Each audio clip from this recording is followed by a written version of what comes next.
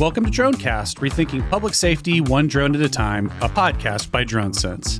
We explore real-world applications of drones in emergency response, offering a close examination of evolving trends in drone technology and its impact on public safety. I'm your host, John McLeod, Director of Customer Success here at DroneSense. Okay, part 2 intro, take 1. Welcome back to DroneCast. I'm your host, John McLeod. Today we continue our conversation with Chris Lester, an innovator in the forefront of integrating unmanned aerial systems into emergency medical services. In this segment, Chris shares insights into the challenges and triumphs of advancing UAS technology in a city like Austin, where collaboration and creativity play pivotal roles. From navigating interagency dynamics to envisioning the future of drone applications in public safety, Chris offers a wealth of knowledge and perspective. So let's jump in and explore the future of drones in emergency response. Now, some of you listening at home will think of Austin as a relatively flat place. It's true, and I live a couple of miles from the Greenbelt. I'm here to tell you it can be quite steep and especially fun when it's 108 degrees outside to get anything anywhere for sure. So being able to use it like that is really exciting. The other thing that I've observed is over time in public safety, in cities like ours, it takes a lot of different disciplines to deliver high quality agency services for the vast types of needs they have. And it's more than one person can know at any given time. So collaboration is super important, but you do run into the different personalities that are driven by different agencies, sometimes missions that can be somewhat in conflict with each other from time to time, though well-meaning, and also people with like big personalities and know a lot of stuff, right? And you guys have been really good at navigating some of those conversations. And I've watched you kind of process out loud for folks the use case for UAS, right, within public safety to folks who might be a little dismissive about it, or it's just new to them and they're not ready to take a risk when everything sometimes can feel really risky. I was kind of struggling to think of a way to describe that would encapsulate it. And I remembered a word that a previous boss had used before, which is called humbitious, where you guys were both very humble but ambitious with the work, but it wasn't about you, right? It was about the service it could provide and the difference it could make. And you guys have been very sophisticated, I think, in making that case. For people who are looking down that road as well, too, where they often have to make a case to other public safety practitioners who maybe are less familiar with UAS technology about how it can change and how it can help. How do you start having those conversations? And like, what have you learned along the way about managing those conversations and expectations, especially as a leader now? Well, thank you for all the kind words. That was great. Yeah, we've had a lot of help to get to where we are, right? So when we started down this path, we didn't just work in a silo and try to come up with these things by ourselves. There was other agencies out there doing it. There's an Austin Fire Department, DPS. They all had established programs at the time. So some people initially might look at it like, hey, well, this is a duplication of resources. Why do you actually need to do this? It's been shown over and over again that it's not a duplication of resources at all. It's an augmentation of the resources. So we all work together on a daily basis anyways with all of our public safety partners in this area. So there's already that relationship built. And so when we started out, we met with folks who were already using drones, like, hey, what's the pros and cons? What kind of aircraft suggest? Like, teach me the things that you learned the hard way so we don't have to learn them the hard way. And everybody has been so gracious with that, both sharing the wins and the failures, right? So that we didn't have to go through the same failures that they did. In return, that's my goal as well, is to help whoever's starting a drone program and have questions or they need assistance with something. I want to pay that forward to those agencies because there's no reason that everybody needs to recreate the wheel. Nobody needs to learn the hard lessons, the bad lessons like we did or other folks did. Let's all help each other. In a lot of these calls that we go to, we'll have a pilot there. Then also our friends from Austin Fire Department will be there. And that works great. It's not a competition. They're sitting there. They have the face-to-face talk of, hey, what do you need? Where are you at? Do you have a big area? What do you need assistance with, right? So sometimes that might just be being the data specialist and running the feeds and things like that. Or it could be like, hey, let's split this area up and grid this out. You search this area, I'll search this area. It changes all the time. But in order to get that type of thing to work across the board with everybody, is the training part. So we try to put our pilots in front of other agency pilots as much as we can. So that way, the first time that they're flying together isn't because they're on a 911 call, right? It is because that they've trained together, they BS together, they have that relationship, and that seems to work a lot better.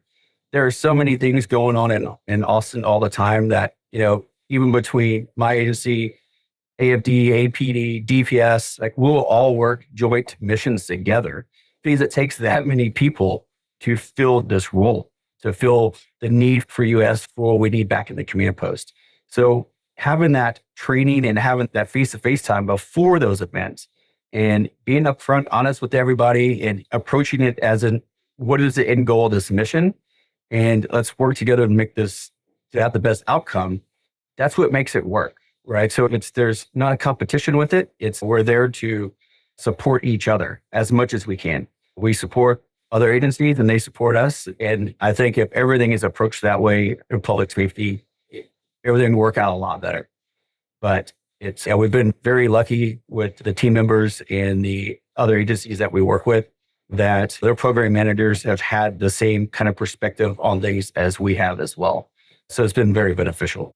One of the things that happens as you move up into leadership in public safety is the breadth of the things that you're responsible for and the things you have to think about really just broaden geometrically, it feels like, right?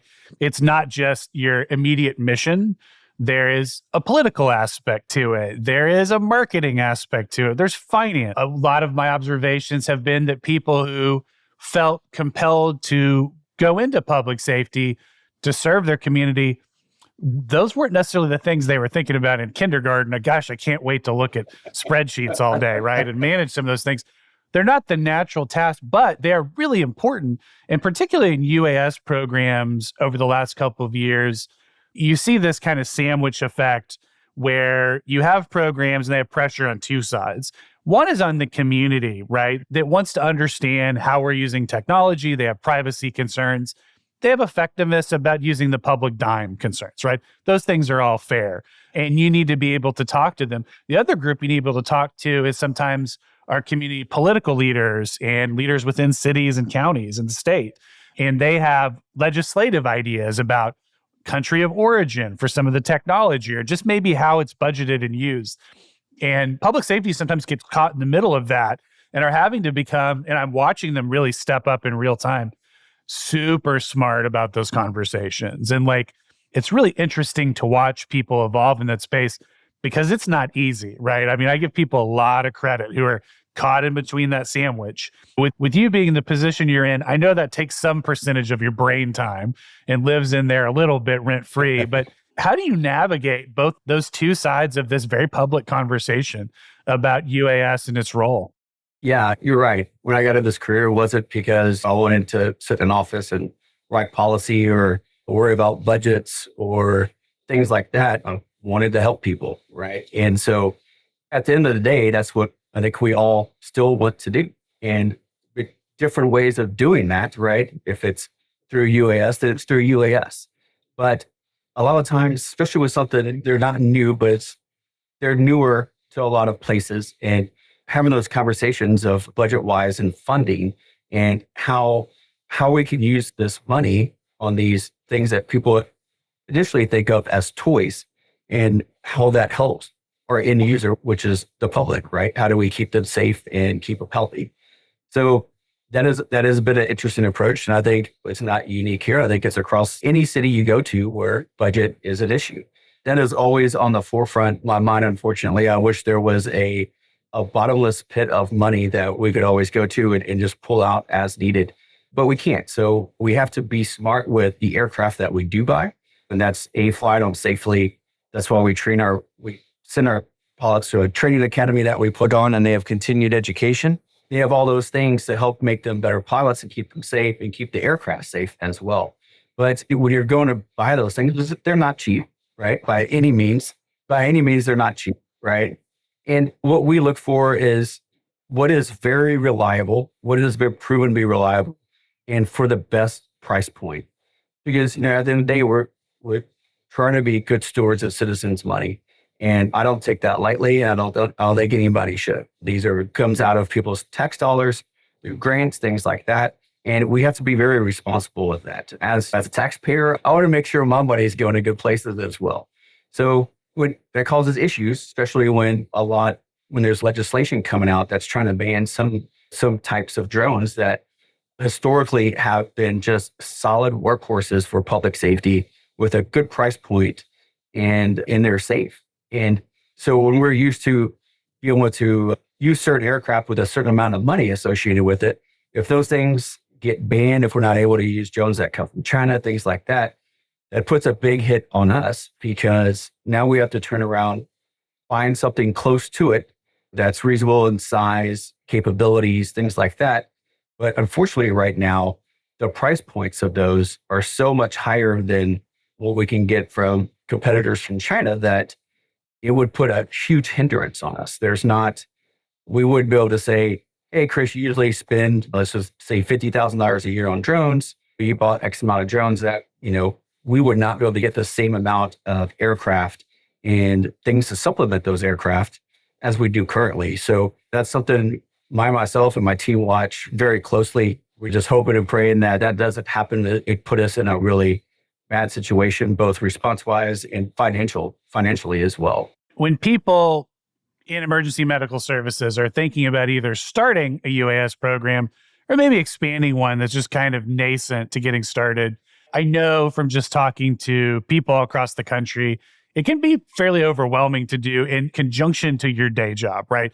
There's compliance, there's the FAA, there's budgeting, there's learning how to fly and to manipulate all these sensors. These are robust pieces of technology. They have broad capabilities. And if you don't understand them, it can feel like a lot to get off the ground.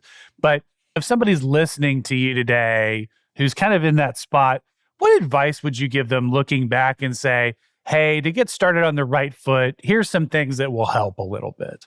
Yeah, I get that question kind of on a regular basis as well when other agencies reach out. And what has worked for us was from day one, we reached out to our public safety partners who already had drones and having that conversation with them to like, hey, where did you start? What was the first thing you did? What do you recommend? And having those conversations. And then you want to, if you're going to be flying with these people, it's probably good to train with them as well. So if they already have, training programs set up, see if you can send some pilots through those training programs. Will they share their documents with you, what they teach in their training academies, how they go about getting their pilots their 107 license, all of those things. Reach out to your neighborhood communities, neighborhood public safety agencies. And that is the best place to start. If you're in some state that there's nobody around you doing it, reach out to me. I'm more than happy to have that conversation and help you get started. Because it is a lot. There's between the FAA and hardware and software and how many people do we have and where do we put them? Do we put them on trucks? And what about keep the batteries cool and inverters to power batteries and all those things, right? It's a big pile, and getting off on the right foot is the best way to do it. So you don't have to do the same thing 10 different times to get it right. So reach out to those around you that are doing it. There's a lot of awesome groups, Facebook and across the internet as well for public safety, especially where you can have these chats and forums, and across the board, everybody is there to make sure everybody else is being safe and effective and has a positive impact on the community and their program. So reach out, ask for help. Don't be ashamed of something you don't know. We've all been there. I try to learn something new every day myself. And that's what's cool about the community. I pick up the phone and ask somebody about, hey, how does this work? Do you like this drone? They'll tell me it's great or it's not great. And that saves me a lot of heartache and frustration and money, really, right? So reach out, ask other public safety departments around you. Go in there. There's lots of people there to help you. We're seeing kind of an interesting, I think, the beginning of a new era in UAS in terms of the technology and how it's used. And you kind of alluded to before, drone as a first responder programs or drone as a shared service across the city where it's being used for public safety of multiple different use cases, but also maybe inspection for utilities or GIS departments for mapping, which is really exciting. But also just the pure technology of the aircraft and the capabilities of them are really just racing ahead sometimes of the use cases. But it's really exciting just as a nerd, looking at that technology and thinking all the things you could do with it. When you look ahead, you pay attention to this stuff as well, too. Things you hear that are coming or things that you wish were here today. Is there a piece of technology that you get excited about or a capability that you're like, oh man, if I had that in my agency, I could do this really cool thing with it? Absolutely. There's a couple of those things. So as we move forward, as this continues to progress, this technology and the use of drones, and I think it's wide open for the things we could use. I would love to have drones across the city perched to locations for all public safety to use. If it's launching a drone and looking in somebody's backyard because somebody says that there's somebody in the backyard with a gun, as any responder going to that call, especially for an officer, you're pulling up to something that you have no idea what's going on. But if you were able to just look at a screen or your phone, that could ramp up the situation or ramp it down, and being able to see in this person's backyard and that it's a 13-year-old with a toy gun, that's going to change the approach for everybody who's responding. And I think that's a lot safer for everybody. So having drones just perched up around the city for public safety life that could kind of run in the background of dispatch, but then also use them for, if need be, if there is a power line inspection that needs to be done or a waterway, and those are able to be used for other city agencies like that. That's a win for everybody across the board. So not just public safety, but as a city as a whole. So having those resources up and out there would be fantastic. I think also the use of some heavy lift drones. So if I'm able to free up some of my commanders from having to go physically deliver something to somebody across the other side of the city and have a drone safely do it, man, that's less fuel being used in the city. That's less vehicles caught in congestion and traffic. The resource is obviously going to get there a lot quicker than trying to drive across the city at 5 o'clock in the afternoon, and be able to leverage that to move equipment, to move resources, right? Instead of having it to be in a truck with a person physically driving across the city. And it keeps the city safer as well. So you don't have somebody, if it is a life safety issue and they're having to deliver something code 3, run lights and sirens because there was a cardiac monitor failure on a cardiac arrest. We need that equipment there very quickly. So if that was able to be flown over there in 90 seconds without people having to run the lights and sirens through intersections, that's going to keep the general public safer as well. So that, I think on the horizon, that would be very beneficial for a lot of reasons, not only for our department, but for public safety as a whole. The other thing I would like to see is the use of eVTOLs, right? So there's some really cool ones. There's one in our backyard here called Hexa that we've talked with, and be able to put somebody in if you want to call it a drone, we'll call it a drone, but it is an aircraft that you can learn to fly in 15 minutes. But if you're able to put a person in there to respond to places very quickly instead of in a vehicle, you're actually getting people there to do something quicker as well. That takes vehicles off the road. It could be very beneficial. You get the job done a whole lot quicker, but they also have their limitations, and they wouldn't be taking the place of manned aircraft. It's just an augment of how do we get this resource with a person somewhere very quickly. I think that coming down the horizon would be really amazing to see. Yeah, that would probably be the best thing to see. That before I retire, that would be fantastic. I would say we got some stuff done then. Yeah, you make a great point. I'm familiar with those solutions too. And also like the Walmarts or Amazon Prime Airs of the world that are doing heavier lift aircraft, looking at trying to deliver something in 15 minutes that you buy in your Amazon shopping cart. I guess when you need pencils right now. But whatever the case may be, the other thing that I have noticed as well too, that I don't know that public safety really gets the credit it deserves, is the creativity of the solutioning, right? I see you guys often look at technology that's being delivered in the commercial sector for maybe e-commerce even really, or transportation, like as we're talking about these VTOL aircraft. And you guys are really looking ahead of like, hey, how can we use it in this way? And in many ways, the public safety use case is much closer to us today and could be actioned upon than sometimes the commercial. Like Amazon's not probably ready to deliver in Austin to everyone's house with the drone quite yet until we figure out the airspace, among other things. But you guys can use some of these things right now. And so I was curious, like, How do you guys approach that creativity and that thinking big things and not blocking yourself out within a profession that's sometimes very traditional? How do you navigate that? Yeah, that can be one of the difficult parts sometimes, right? So getting in front of the right people and that have that open mindset of let's try something new. Let's try a new way to fix this problem because the way we've always done it might not always be the best way. We're sitting at a good spot currently where I have people that are above me also have that mindset as well of like, let's look at different ways of fixing this problem that we've been fixing this way, right? Is there something more efficient? Is there a way that this can save us money in our budget over the long run and still provide the same, if not better, patient care? That's what it's all about, is the patient care. So if that's getting the patient, so they're getting the right resource and the right patient at the right time, everybody that we see on an ambulance doesn't necessarily go to a hospital, right? So they might need a clinic. They might need to be just a prescription at home for antibiotics for strep throat, right? That doesn't need to go to emergency room because that just overfills the hospitals as well for no reason. So we're at a spot right now where everybody in my department has that open view of like, okay, let's see how this works. That's not always the case. And I think the best approach to that we've seen is start small with whatever your idea is and put that in front of those people and show them how it works, show them the benefit. Across the board, when people have like, oh, drones are down, we don't need that here, you can put your toy up. And then once they see the capability of it and the intel, the information, the communication it brings to any situation, it's a game changer for those people who are in disbelief.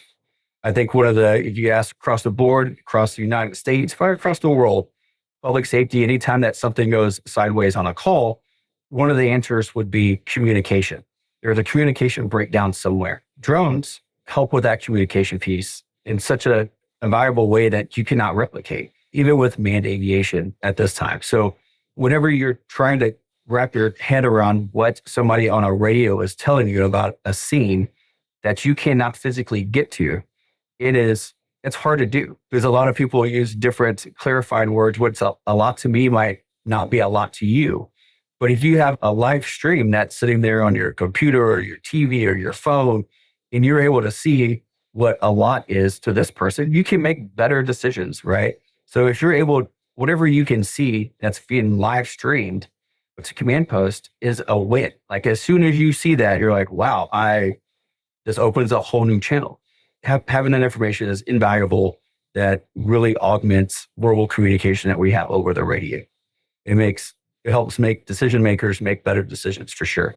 Well, awesome. Those are all the big questions I have for you today, which means it's time to pass the mic back to you for a shameless plug for your department or something you're excited that you're working on right now that you wanted to promote, or let the people know, if you're open to it, how to connect with you. Yeah. If you like what you're hearing, if you like that blend of really awesome drone technology, but also like to do medicine at the same time, this is the place to come work. We're always hiring. It's an awesome city to work in, awesome location, and we have really cool things. So not just on the drone side, but medically as well.